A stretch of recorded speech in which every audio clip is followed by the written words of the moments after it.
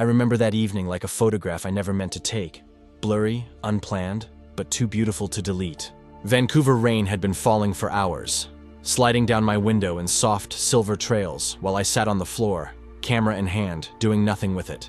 I used to chase storms, sunsets, grizzlies by the river, anything that felt alive. Now I just sat in my apartment, editing pictures I didn't care about and pretending I was fine. It had been 6 months since Sophie left. We were supposed to get married in the spring. The invitations were printed, the venue booked, and then one morning she simply said she couldn't do it, that she didn't know who she was anymore. I didn't fight her. Maybe I should have. But silence felt easier than begging someone to stay when they'd already decided to go. Since then, my life had become quiet in a way that felt heavier than noise. I took freelance photo jobs, answered emails, hiked alone. People think photographers love solitude. The truth is, sometimes it's just the only thing that doesn't ask questions. That night, I was scrolling through a local travel forum when I saw a post. Looking for short-term rental near Garibaldi Lake. Need photography advice. The username was Clara E.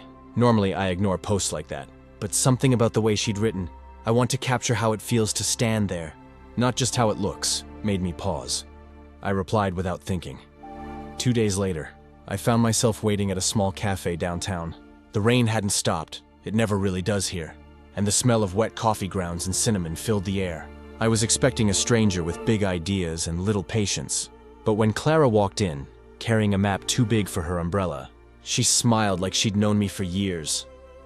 "You must be Noah," she said, brushing rain from her jacket. "You look exactly like someone who takes pictures of bears." I laughed. The first real laugh in months. That obvious? Completely. She sat down, cheeks flushed from the cold. "Thank you for meeting me. Everyone online told me you're the guy to ask if I want to shoot the real British Columbia." I didn't realize I had a reputation. "You do now," she said, grinning. There was something easy about her. No hesitation, no awkward pauses, just warmth. She told me she was from Toronto, that she wrote travel blogs for a living, and that she'd come west to find something worth writing about.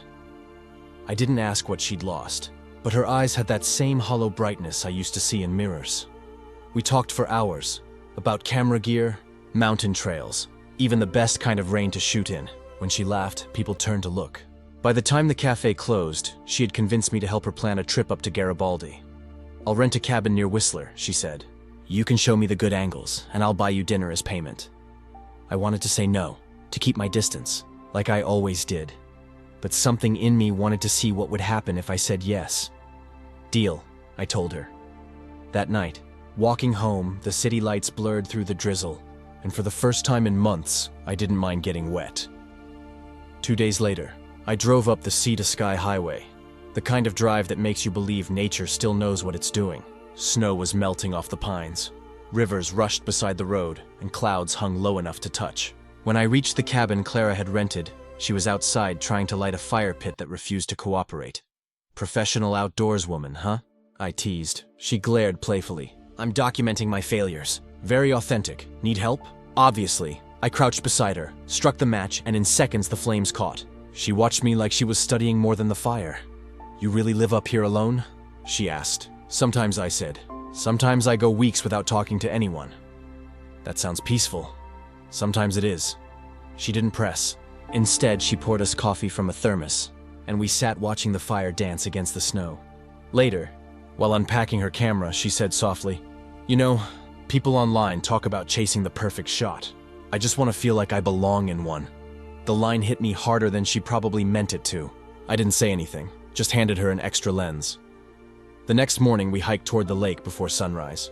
Mist floated between the trees like breath, and the only sounds were our footsteps and the click of my camera. Clara kept stopping to take pictures of things most people overlook. Broken branches, puddles, reflections. "You shoot differently," I told her. "How so?" "You don't look for beauty. You wait until it finds you," she smiled.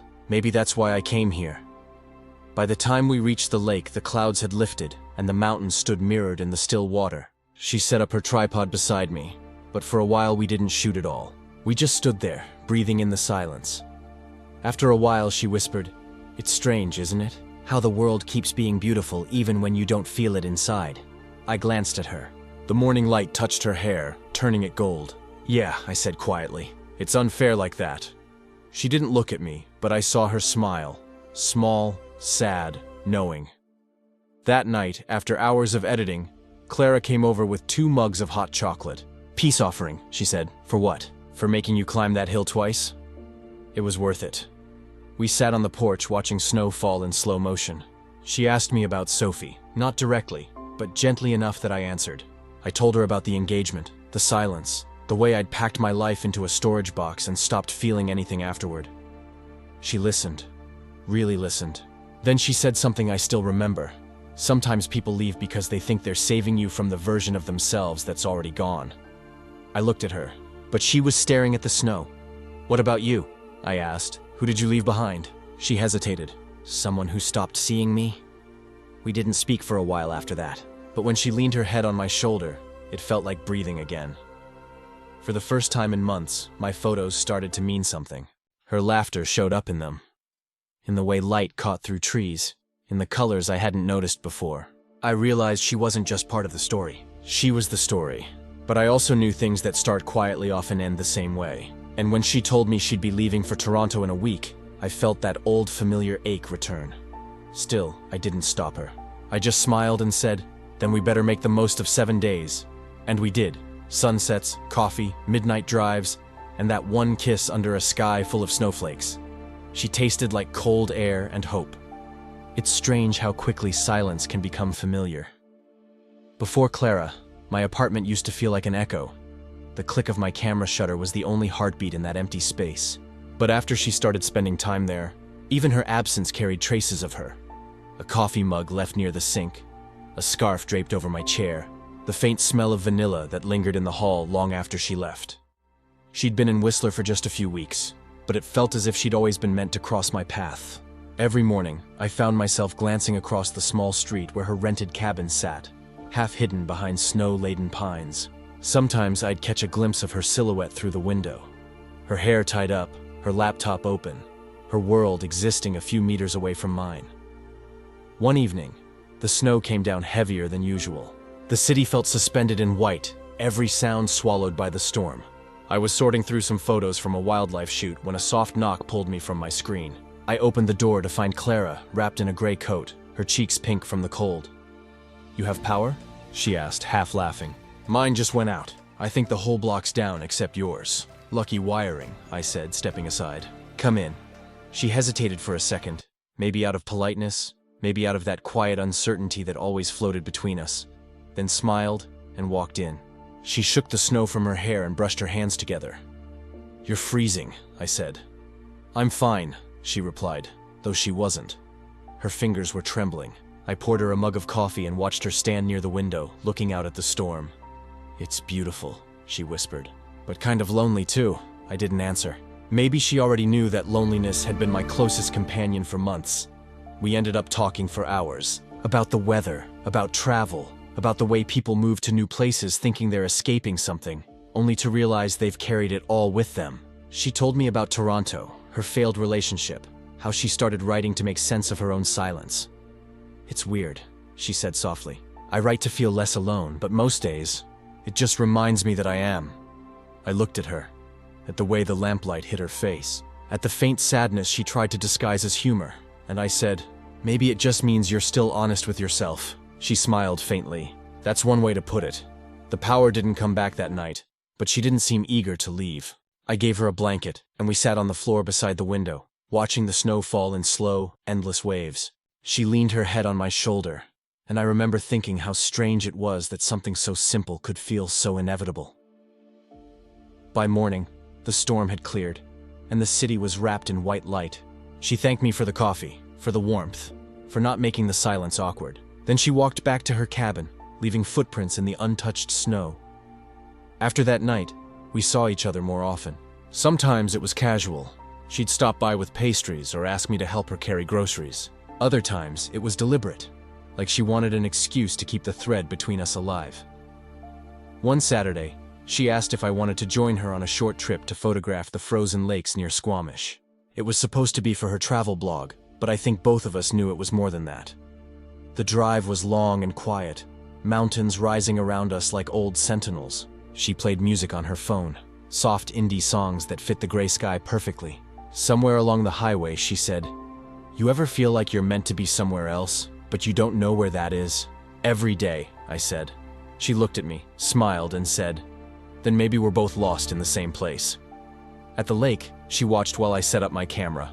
The ice was thick, smooth, mirroring the faint pink of the evening sky. She took a few photos of me, joking that I never appeared in my own work. Then she stopped laughing and just looked at me, not through the lens but directly, as if she was trying to memorize something she couldn't describe. That night, we stayed in a small roadside inn because the roads were too icy to drive back. The owner gave us a single room with 2 twin beds. We laughed at the awkwardness, but when the lights went out and the cold crept through the window, she whispered, "Do you mind if I—" She didn't finish the sentence. She didn't need to. I nodded, and she slipped under the blanket beside me. Her skin was cold, her breath warm. For a long time, we didn't speak. The sound of the wind outside filled the room, and I could feel her heartbeat slowly matching mine. I didn't touch her. Not then. But I think that was the moment something shifted. Whatever wall we'd both been hiding behind cracked just enough to let the warmth in. When morning came, she was gone. Not far, just outside taking photos of the sunrise. She looked radiant, like she belonged to the light. She waved at me from a distance, her smile the kind that hurts a little because it feels too pure. We drove back to Vancouver that afternoon. Mostly quiet, but it wasn't the uncomfortable kind of silence. It was full, heavy with the things we didn't dare to say out loud. For the next few weeks, Clara became a constant in my life. We'd cook dinner together, share old music, wander through markets. She'd tease me about how serious I looked behind the camera, and I'd tell her she was impossible to photograph because she always looked like she was about to run away. Then one evening, she did run. Not literally, but I could feel her pulling back. She sat across from me at the kitchen table, her laptop open, a flight confirmation glowing on the screen. "You're leaving?" I asked. "Just for a bit," she said. "My editor wants me to cover a piece in Montreal. A month, maybe less." I tried to sound casual. "That's great. You should go." She nodded, but her eyes searched mine like she was hoping I'd say something else. Something that would give her a reason to stay. I didn't. When she stood to leave, she reached out and touched my hand. "You'll still be here when I get back, right?" "I'm not going anywhere," I said. She smiled, a small, sad smile, and whispered, "Good." That was the last night we spent together before she left. We didn't say goodbye in any dramatic way. She just leaned in, kissed my cheek, and walked away through the falling snow. For a few days, I kept busy with work, but the quiet felt heavier than before. I realized how much space she'd taken up in my world, and how quickly it all felt empty again without her. Every time I tried to distract myself, something reminded me of her. A song, a scent, a patch of light falling across the kitchen floor. And then, out of nowhere, an email appeared in my inbox. Not from Clara, from someone else. The subject line was short. "Long time, Noah." I froze. It was from Sophie Grant. Her name on that screen stopped everything. Sophie Grant. I hadn't heard from her in almost 2 years. 2 years since the engagement that fell apart. Since she walked out of our shared apartment and left only a note that said, "You deserve someone who isn't afraid." I never replied. I never tried to find her, because part of me believed she was right, that love wasn't supposed to hurt the way ours did. And yet, seeing her name again, glowing on my laptop like an old photograph I didn't mean to uncover, brought back everything I'd buried. Her message was short. "I'm in Vancouver for a few days. I'd really like to see you." No apology, no explanation. Just that. For a while I just stared at the screen. Outside rain was tapping the window softly. The same rhythm that used to calm me, now sounding like a heartbeat I couldn't ignore. I told myself not to reply, but loneliness is persuasive, and silence can be louder than any regret. So I wrote back, "Sure, coffee?" We met the next afternoon in a small cafe on Main Street, the kind that always smelled like cinnamon and nostalgia. Sophie looked almost the same.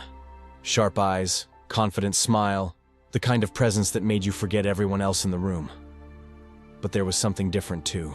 A softness, maybe. A quiet she never used to have. "Noah," she said, smiling. "You look good, thanks. You too." We sat by the window, talking about ordinary things. Work, the city, people we used to know.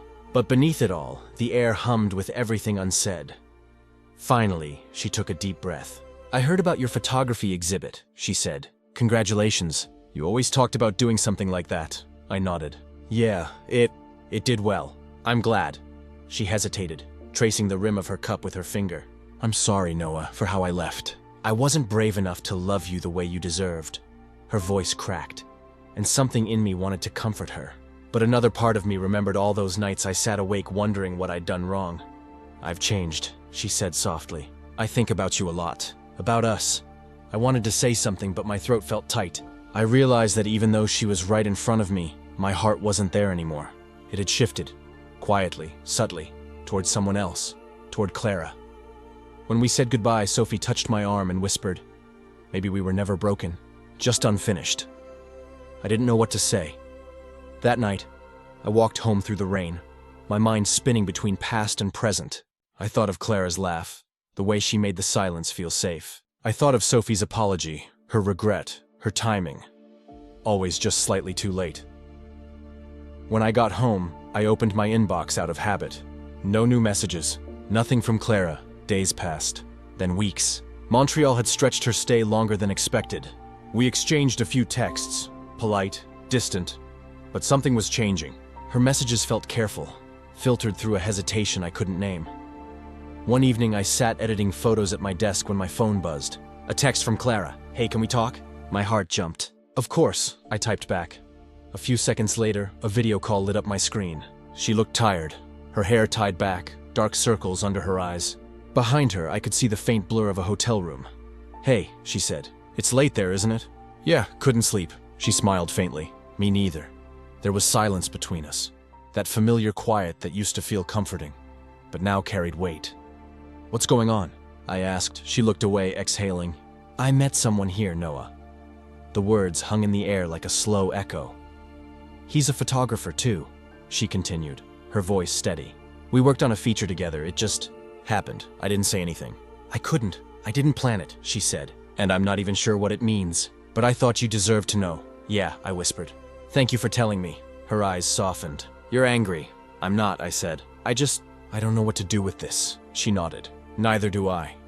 We talked for a few more minutes, words that meant nothing and everything, before the call ended.